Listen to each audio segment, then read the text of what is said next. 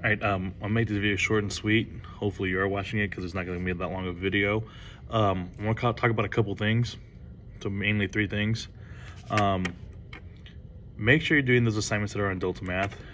So far, everyone that's answered the questions on Delta Math, on Google Classroom about can you log into it, everyone has said yes, so there's no excuse for you not doing the assignments on Delta Math. There's 2 assignments on there, and then plus I'm putting this video on there, so that's the third assignment. So there's 2 assignments that I gave yesterday. You need to be working on those. They will disappear after the 19th, which is tomorrow morning. I'm giving you 48 hours to basically do it, so make sure you're doing it.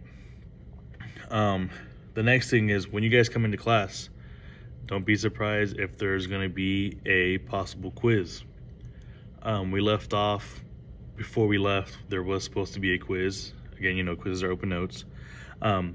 While we did this whole online thing, we did problems to help us prepare for that quiz because who knows when we're going to come back.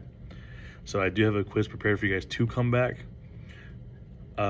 Which leads me into my third thing, is anything that we've talked about on virtual, you should go back and review.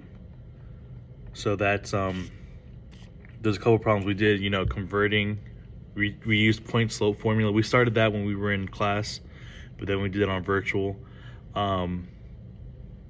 We did we still talk about a couple word problems, you know, here and there. And then we talked about parallel and perpendicular lines.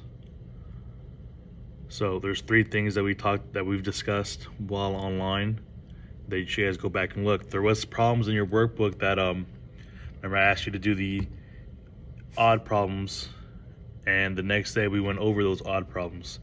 Those were all example of problems that can you use this information and write an equation in y equals mx plus b form.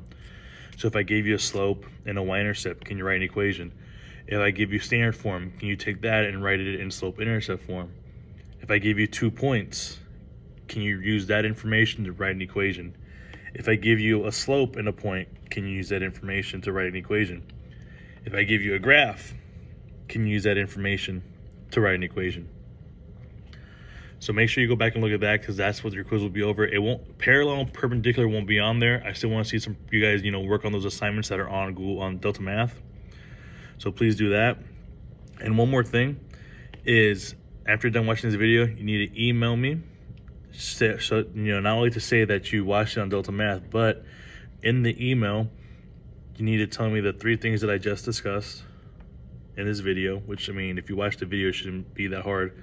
There are 3 main things I'm looking for for you to email me.